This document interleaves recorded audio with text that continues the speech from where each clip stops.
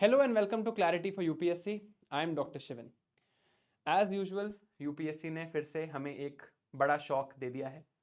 अभी तक UPSC में एक कार्डर एलोकेशन की पॉलिसी थी। कार्डर क्या होता है? जितने भी IAS या IPS या फॉरेस्ट सर्विस के ऑफिसर्स होते हैं, जो ऑल इंडिया सर्विस के ऑफिसर्स हैं, they will work for their entire lives either for the central government और for the state government of the cadre which they get into. तो या तो वो कार्डर के स्टेट में काम करेंगे या सेंट्रल गवर्नमेंट के लिए काम करेंगे। आज से पहले यूपीएससी की एक कार्डर एलोकेशन की पॉलिसी थी. Now they have completely changed this policy, and in this video we will look at how this policy has become more random, more confusing, and basically अब आप अपना कार्डर डिसाइड करने के लिए मोस्ट लाइकली आप डिसाइड नहीं कर पाओगे. It is very difficult for you now to get the cadre of your choice. देखते हैं. ओल्ड कार्डर पॉलिसी ऐसी थी. ओल्ड कार्डर पॉलिसी में क्या था कि आप हर स्टूडेंट से पूछते थे जो इंटरव्यू देता था कि आपका होम स्टेट क्या है, what is your home state. तो मैंने जैसे अपना होम स्टेट भरा हरियाणा, तो सबसे पहले मुझे हरियाणा के लिए कंसिडर किया जाएगा और यहां मुझे कहा जाएगा आप इनसाइडर ऑफ हरियाणा हो, राइट. तो सबसे पहले मुझे हरियाणा के लिए कंसिडर किया जाएगा. हरियाणा में अगर इनसाइडर की वैकेंसी बची है मेरी रैंक पे तो मुझे हरियाणा मिल जाएगा, नहीं तो नहीं मिलेगा. इसके बाद क्या होता था, I had to give a preference order zone wise. तो इंडिया को 5 जोन्स में डिवाइड किया था. As you can see they are shaded here, and then you had to get to your own preferences के हिसाब से आपको अपना स्टेट मिलता था. तो बाकी सारे स्टेट्स के लिए you would be an outsider. अब ये इनसाइडर आउटसाइडर का सिस्टम क्यों था?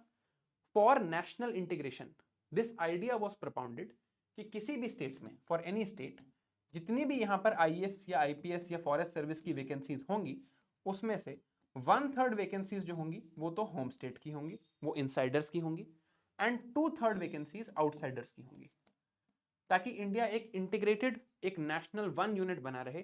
किसी एक स्टेट में रीजनलिज्म की टेंडेंसी ज्यादा ना हो, right. For example in Maharashtra 1/3 of the people working will be from Maharashtra and 2/3 will be from the rest of the country. ऐसे हर स्टेट का सिस्टम था एंड इस बेसिस पे आपको आपका कार्डर मिलता था. यूपीएससी एस्पिरेंट से ऐसी प्रेफरेंस मांगी जाती थी. ये वो प्रेफरेंस है जो मैंने अपने एक्चुअल डैफ में भरी थी. तो जब मैं इंटरव्यू देने जा रहा था, this was the preference that I had field. For example आप देखोगे सबसे पहले मैंने प्रेफरेंस भरी है हरियाणा की 1,1. तो ये मेरा होम स्टेट था, हरियाणा के लिए मैं इनसाइडर था. उसके बाद भी मैंने प्रेफरेंसेस भरी थी कि अच्छा ठीक है, अब सेकंड प्रेफरेंस पे नंबर 1 है मध्य प्रदेश. तो अगर हरियाणा में सीट नहीं होती तो मैं मध्य प्रदेश के लिए कंसिडर होता. इसके बाद 3,1 है उत्तर प्रदेश. अगर मध्य प्रदेश में भी सीट नहीं होती तो मैं यूपी के लिए कंसिडर होता. अच्छा, अब अगर यूपी में भी सीट नहीं है तो I would be considered for 4,1 which is Karnataka. Then I would be considered for 5,1 which is Sikkim. Then I would be considered for 1,2 which is AGMUT. तो ये ऐसे साइकिल में सिस्टम चलता. This was the old cadre policy. इसमें सारी preferences मैं खुद दे रहा था and my allocation would be as per the preferences I had given. तो ये सिस्टम लोगों को ठीक लगता था, बट इस सिस्टम को कई लोग गेम कर लेते थे. गेम कैसे करते थे? अब आपको पता है कि हर स्टेट में ज्यादा वैकेंसी तो आउटसाइडर की होनी है, तो खुद को किसी और स्टेट का होम कार्डर दिखा के अपने एक्चुअल स्टेट में आउटसाइडर बन के चले जाते थे. क्या मतलब था? What would people do? जैसे मान लीजिए मुझे हरियाणा जाना हो तो मैं क्या कहूंगा, मेरा होम स्टेट तो एक्चुअली एगमोट है और मैं हरियाणा को एज आउटसाइडर अप्रोच करता हूं. अब आउटसाइडर में क्योंकि ज्यादा सीटें होती हैं, there are more chances of me getting into outsider seat. ये चीज होती थी एंड कई लोग इसका यूज करते थे, right. Specially in IAS and IPS तो बहुत कॉमनली ये काम किया जाता था. अब यूपीएससी ने या तो ये बात जान ली या जो भी रीजन हुआ, for that reason they have completely change this policy now. और नई पॉलिसी काफी ज्यादा स्कैरी है, कंफ्यूजिंग है और रैंडम है. देखते हैं नई पॉलिसी क्या है. ये ऑफिस मेमोरेंडम इशू किया गया है by department of personal and training and इन्होंने पूरी तरह से कार्डर एलोकेशन को चेंज कर दिया है.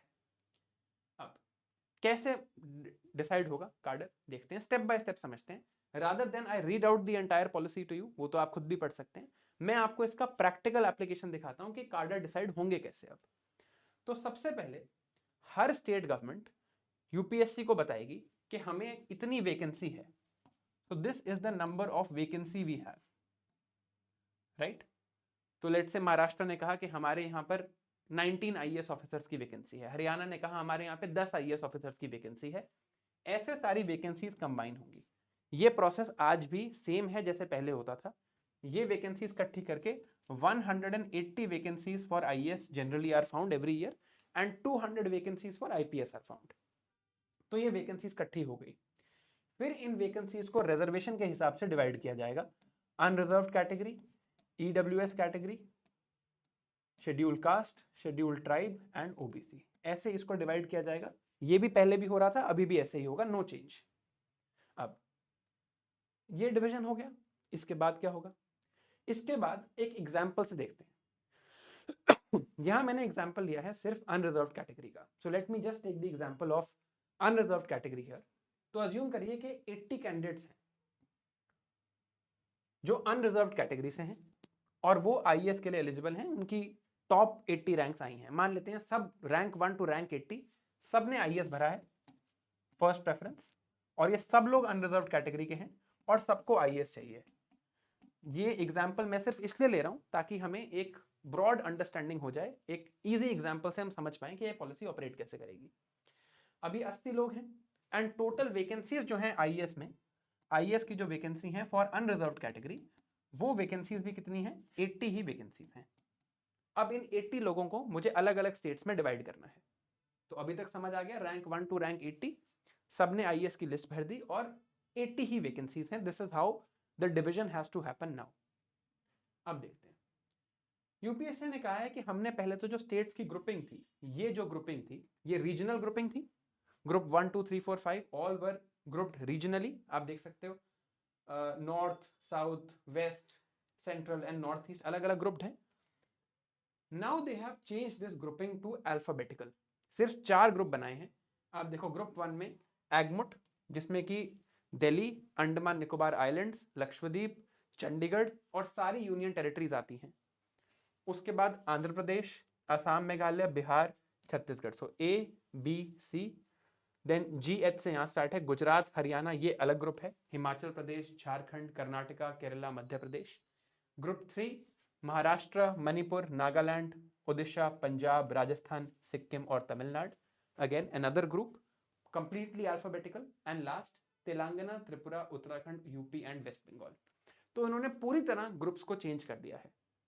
ठीक है, अब ये सारे स्टेट्स मिला के 25 कार्डर्स बनाते हैं। इंडिया में 25 से ज्यादा स्टेट्स हैं, बट कुछ जॉइंट कार्डर्स भी हैं। For example Assam and Meghalaya is a joint कार्डर।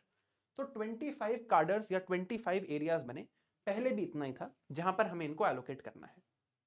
अब हर कार्डर ने, every cadre would have given its vacancies. हर कार्डर ने अपनी वैकेंसी बताई होगी कि यार इतनी वैकेंसीज हैं हमारे कार्डर में। फॉर एग्जांपल एगमुट ने कहा होगा यार हमारे में एक इनसाइडर की वैकेंसी है, 2 आउटसाइडर की वैकेंसी है।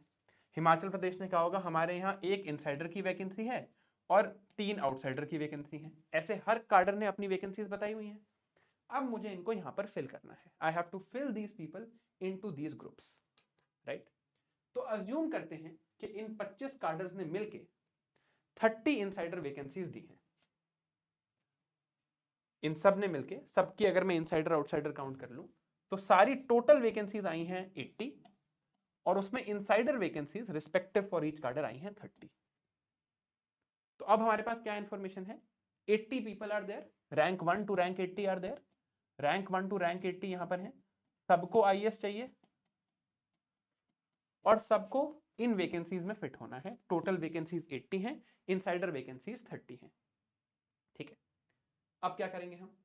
मान लो ऐसी लिस्ट है, रैंक 1 ने कहा है मेरा होम स्टेट है बिहार और मुझे इस स्टेट में जाना है, ये मेरा होम स्टेट है। रैंक 2 ने कहा है मेरा होम स्टेट है बिहार, रैंक 3 ने कहा यूपी, रैंक 4 ने कहा यूपी। ऐसे करके एक लिस्ट बन जाएगी ऑफ ऑल रैंकर्स, पूरी लिस्ट बन जाएगी। अब मान लीजिए बिहार में एक ही इनसाइडर वैकेंसी आई है, तो रैंक 1 को बिहार ही मिल जाएगा क्योंकि इनसाइडर है, रैंक ऊपर है, इनसाइडर वैकेंसी अवेलेबल है, इनको बिहार मिल जाएगा।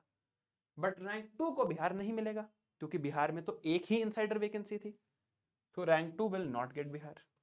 रैंक 3 यूपी भरा, यूपी में एक इनसाइडर वैकेंसी थी, रैंक 3 को मिल गया।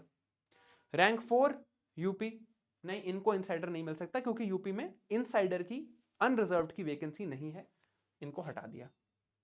रैंक 5 हरियाणा, लेट से इनको मिल गया और इनको नहीं मिला। तो पहले तो हम सारे उन कैंडिडेट्स को वो वैकेंसी दे देंगे जो इनसाइडर वैकेंसी है। So in this list, for example, rank 1, rank 3 and rank 5 will get their insider home states. ये अपने होम स्टेट में चले जाएंगे और बाकी लोग नहीं जा पाएंगे. तो सबसे पहले हम करेंगे, जो लोगों को इनसाइडर वैकेंसी मिलनी है उनको उनकी वैकेंसी दे देंगे. उसके बाद we will look at persons with disability. अब पर्सन्स विद डिसेबिलिटी के लिए भारत सरकार का एक बहुत ही अच्छा और बहुत ही स्पेशल रूल है, जो बहुत सही भी है, कि वो कहते हैं कि पर्सन्स विद डिसेबिलिटीज को 2 कार्डर भरने हैं, एक अपना होम स्टेट और एक और कार्डर. एंड चाहे कुछ भी हो जाए, चाहे नई वैकेंसी क्रिएट करनी पड़े, government will ensure that this person with disability candidate goes to the cadres that he has chosen. So जो 2 कार्डर की चॉइस एक पीडब्ल्यूडी कैंडिडेट ने दी है, उन दोनों में से किसी एक में वो पर्सन जरूर चला जाए. बट अभी के लिए इसको कंसिडर नहीं करते, जस्ट फॉर सिंप्लिसिटी. हमने बात की थी कि 80 लोग हैं, 80 में से कुछ इनसाइडर हैं, तो लेट्स से 30 लोगों को अपनी इनसाइडर वैकेंसी मिल गई. Now this is not top 30 rank. ऐसा नहीं है कि टॉप 30 रैंक्स को ही इनसाइडर मिलेगा, नहीं, वैकेंसी पर डिपेंड करता है. जैसे आप यहां देख रहे हो, रैंक 2 को नहीं मिला, रैंक 4 को नहीं मिला, रैंक 6 को नहीं मिला, वो डिपेंड करता है कि आपने कौन से स्टेट को इनसाइडर भरा वगैरह. अब क्या हुआ, अभी भी उस 1 to 80 की लिस्ट में 50 लोग बच गए. अब इनको मिलनी है आउटसाइडर सीट्स. तो अब यहां क्या होगा ये देखते हैं. After allotting 30 insider vacancies, 50 outsider vacancies are left. तो हमारे पास 1 to 80 लोगों की लिस्ट थी जो टॉप 80 रैंक थे. इसमें से कुछ 30 हैं जिनको इनसाइडर मिल गया है. अब 50 लोग बचे हैं. इन लोगों को अपना होम स्टेट तो नहीं ही मिलेगा, चाहे कुछ भी हो जाए. These 50 will not get their home state no matter what happens. अब इन 50 के साथ क्या होगा ये देखते हैं, और यही इस पॉलिसी का सबसे I would say confusing part है और सबसे रैंडम पार्ट है. देखते हैं. तो रैंक 2 था, रैंक 2 को बिहार होम स्टेट था, होम स्टेट तो नहीं मिला. रैंक 6 था, हरियाणा होम स्टेट था, होम स्टेट तो नहीं मिला. ऐसे करके ऐसे 50 लोगों की लिस्ट बनाई. अब स्टार्ट होगा साइकिल सिस्टम. हम यहां से स्टार्ट करेंगे. Cycle number 1 we started. इन स्टेट्स को साइकिल करेंगे, यहां से देखना स्टार्ट करेंगे, जहां वैकेंसी हुई इसको वहां भेज देंगे. कैसे चलेगा ये, इसको ऑपरेट करके दिखाता हूं. Let's say cycle 1 is running. Cycle 1 यहां से स्टार्ट हुआ ग्रुप 1 से. एगमोट में वैकेंसी है आउटसाइडर की, रैंक 2 अवेलेबल है, रैंक 2 को एगमोट भेजो. आंध्र प्रदेश में आउटसाइडर की वैकेंसी है, रैंक 6 अवेलेबल है, रैंक 6 को आंध्र प्रदेश भेजो. आसाम मेघालय में आउटसाइडर की वैकेंसी है, नहीं है आउटसाइडर की वैकेंसी, कोई नहीं, नेक्स्ट पे चलते हैं. बिहार में आउटसाइडर की वैकेंसी है, हाँ जी है, रैंक 9 अवेलेबल है, रैंक 9 को बिहार भेजो. ऐसे करके ये 25 स्टेट्स का एक साइकिल चलेगा. अब 25 स्टेट्स में कहीं वैकेंसी है कहीं नहीं है, 25 स्टेट्स में एक एक करके एक टाइम पे एक पर्सन ही जाएगा, एक एक करके लोग जाएंगे. एक साइकिल कंप्लीट हुआ, 25 कार्डर्स का साइकिल कंप्लीट हुआ. फिर सेकंड साइकिल स्टार्ट होगा, वो यहां से स्टार्ट होगा. अब ग्रुप 2 से स्टार्ट करेंगे, ऐसे जाएंगे और फिर ग्रुप 1 पे आएंगे. तो सेकंड साइकिल स्टार्ट हुआ. अच्छा, गुजरात में वैकेंसी है आउटसाइडर की, यहां पर कोई अवेलेबल है, इनको गुजरात भेजो. हरियाणा में आउटसाइडर की वैकेंसी है, यहां कोई अवेलेबल है, इनको हरियाणा भेजो. हिमाचल में आउटसाइडर की वैकेंसी है, नहीं है, चलो हिमाचल को स्किप करो. झारखंड में आउटसाइडर की वैकेंसी है, यहां पर कोई है, इनको झारखंड भेजो. फिर ये सेकंड साइकिल ऐसे चलेगा पूरा. उसके बाद थर्ड साइकिल चलेगा, वो यहां से स्टार्ट होगा. पहले ग्रुप 3, फिर ग्रुप 4, फिर ग्रुप 1, फिर group 2. Every year even these groups will change. जो स्टेट्स आज ग्रुप 1 में हैं वो अगले साल ग्रुप 2 में होंगे. जो स्टेट्स आज ग्रुप 2 में हैं वो अगले साल ग्रुप 3 में होंगे. जो स्टेट्स ग्रुप 3 में हैं वो अगले साल ग्रुप 4 में होंगे. जो स्टेट्स ग्रुप 4 में हैं वो अगले साल ग्रुप 1 में होंगे. So completely random. अर्लियर आपको ये पता था कि यार मेरी हायर रैंक आई, if I use to get a higher rank I would at least be able to get into some good cadre. जैसे मैं हरियाणा से हूं, मेरे को लगता है यार अगर अच्छी रैंक आई तो हरियाणा नहीं तो चलो यूपी तो मिल ही जाएगा, यूपी नहीं मिला तो एमपी तो मिल ही जाएगा. अब वो पूरा सिस्टम खत्म है. It is completely random because this cycle system is what we are operating at. तो अब क्या होगा, सिंपल प्रोसेस है और यूपीएससी के डॉक्यूमेंट में ये क्लियरली लिखा है कि सबसे पहले the first thing would be कि जितने इनसाइडर्स हैं, जिसको इनसाइडर की सीट मिल रही है आपके होम स्टेट के हिसाब से, ग्रेट, उनको इनसाइडर सीट दे दो. अब इनसाइडर आपको नहीं पता कौन से स्टेट की वैकेंसी कितनी है, you don't know whether your state has an insider vacancy, specially N insider vacancy of your category. ये वैकेंसीज कब निकलेंगी? ये वैकेंसी निकलेंगी रिजल्ट के टाइम पे, बट आप कार्डर की प्रेफरेंस कब भरोगे? इंटरव्यू के टाइम पे। तो ना आपको पता है कि आपके स्टेट में कितनी वैकेंसीज हैं, और ना आपको पता है आपका एलोकेशन कैसे होने वाला है। So it is going to be absolutely and completely random, and nobody knows which state they are going to get into. किसी को कोई आइडिया नहीं होगा वो कौन से स्टेट में जाने वाले हैं। Why? Because this cycle system will operate. अब आपकी रैंक पे कौन सा स्टेट इस साइकिल में चल रहा है ये आपके कंट्रोल में नहीं है, and you can go to anything. तो ऐसा भी हो सकता है कि rank 2 is going to Assam Meghalaya and rank 50 is going to Haryana. अब गवर्नमेंट ने ये क्यों किया है? Again so that, see what was happening was, generally सबका एक प्रेफरेंस ऑर्डर था। सब लोग कुछ स्टेट्स को हायर प्रेफर करते थे as compare to other states. तो जो हायर प्रेफर्ड स्टेट्स थे उन्हें हमेशा बेटर रैंक के ऑफिसर्स मिलते थे। अब गवर्नमेंट कह रही है कि ऐसा नहीं होगा, allocation India is one and allocation needs to be done randomly. Another thing here, एक और लाइन इस पॉलिसी में लिखी है जिससे आप और ज्यादा कंफ्यूज होने वाले हो। पढ़ो इसको। In the first cycle beginning with group 1 cadres, the cadres which have not received insider candidates will be given one candidate each in order of merit of outsider candidates। तो ये इतना सिंपल नहीं है जितना मैंने बताया, इससे भी कॉम्प्लेक्स है। तो साइकिल एक्चुअली कैसे चलेगा ये सिर्फ उन लोगों के लिए है जो एक्चुअली समझना चाहते हैं। अगर आप यहां तक कंफ्यूज हो चुके हो मेरी तरह तो कोई बात नहीं। अब क्या देखेंगे हम, यहां से साइकिल चलेगा। एगमोट को कोई इंसाइडर मिला है, अच्छा ठीक है कोई बात नहीं। आंध्र प्रदेश को इंसाइडर मिला है, अच्छा ठीक है कोई बात नहीं। आसाम मेघालय को इंसाइडर नहीं मिला, रैंक 3 को आसाम मेघालय भेज दो। बिहार को इंसाइडर मिला है, कोई बात नहीं। छत्तीसगढ़ को मिला है, अच्छा नहीं मिला, रैंक 6 को छत्तीसगढ़ भेज दो। गुजरात को इंसाइडर मिला है, अच्छा अभी तो मिल गया है। हरियाणा को आउटसाइडर इंसाइडर मिला है, ठीक है। हिमाचल को इंसाइडर मिला है, नहीं मिला, रैंक 9 को हिमाचल भेज दो। झारखंड को इंसाइडर मिला है, ठीक है। कर्नाटका को मिला है, ठीक है। केरला को नहीं मिला, रैंक 11 को केरला भेज दो। एमपी को मिला है, ठीक है। महाराष्ट्र को मिला है, ठीक है। मणिपुर को नहीं मिला, रैंक 14 को मणिपुर भेज दो, रैंक 17 को नागालैंड भेज दो। This is how it's going to happen. So broad conclusion क्या है? पहले अर्लियर पॉलिसी में जो ये पुरानी पॉलिसी थी, इस पुरानी पॉलिसी में you could think of, in this policy, ये जो पॉलिसी पहले चल रही थी, आप अपने होम स्टेट को तो प्रेफर करते ही थे, बट आप आउटसाइडर स्टेट्स के लिए भी एक प्रेफरेंस डाल सकते थे। You could put a preference for outsider states as well. ये जो नई पॉलिसी आई है, नई पॉलिसी में इतना रैंडम सिस्टम है that now you can not put preference, कोई आप प्रेफरेंस नहीं डाल सकते हो फॉर आउटसाइडर स्टेट्स।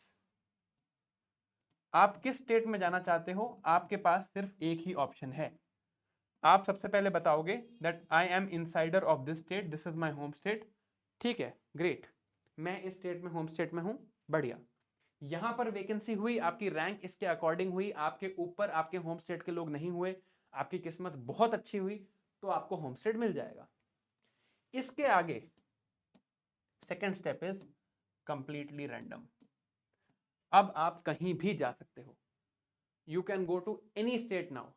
अब आपके कंट्रोल में नहीं है, because the cycle order is so random, आपको नहीं पता। हो सकता है हायर रैंक पे आप मणिपुर जा रहे हो सकता है लोअर रैंक पे आप हरियाणा जा रहे हो। This is not something you can control now. So now UPSC, it is just again my interpretation, policy काफी कंफ्यूजिंग और बहुत ही अलग तरीके से लिखी गई है। I would invite all of you to also read this policy. Whatever I could understand and I read it multiple times, मैंने चैट जीपीटी से भी पूछा, मैंने और एक आधे लॉयर फ्रेंड से भी कंसल्ट किया, सब करने के बाद जो मेरी इंटरप्रिटेशन बनी है वो यही है कि होम स्टेट आपसे यूपीएससी पूछेगा, आप अपना होम स्टेट बता दो। आपका होम स्टेट आपको मिल गया, वो भी आपकी रैंक पे डिपेंडेंट नहीं है, वो वैकेंसीज पे डिपेंडेंट है, आपके ऊपर कितने लोग हैं उस पर डिपेंडेंट है। तो होम स्टेट आपको मिल गया तो ग्रेट, नहीं मिला तो उसके बाद सेकंड स्टेप में इट इज कंप्लीटली रैंडम। ना आपको वैकेंसीज बताई जाएंगी, ना आपको ये प्रोसेस में it is easy for you to estimate कि आप कहां जाओगे, कंप्लीटली रैंडमली आप एलोकेट होने वाले हो, राइट। जो अच्छी चीज करी है इस पॉलिसी में कि पीडब्ल्यूडी कैंडिडेट्स जो स्पेशल प्रोटेक्शंस डिजर्व करते हैं, those protections have been kept intact. इस पॉलिसी में ये बात भी कही गई है कि इफ कोई कैंडिडेट नहीं मिला ऐसा तो सीट्स को कन्वर्ट करेंगे, तो अनरिजर्व्ड की सीट को हम एसटी में कन्वर्ट करेंगे, फिर एससी में कन्वर्ट करेंगे, फिर ओबीसी में कन्वर्ट करेंगे। तो ये बात भी इसमें कही गई है, but those are still the same as before, उसमें कुछ चेंज नहीं है।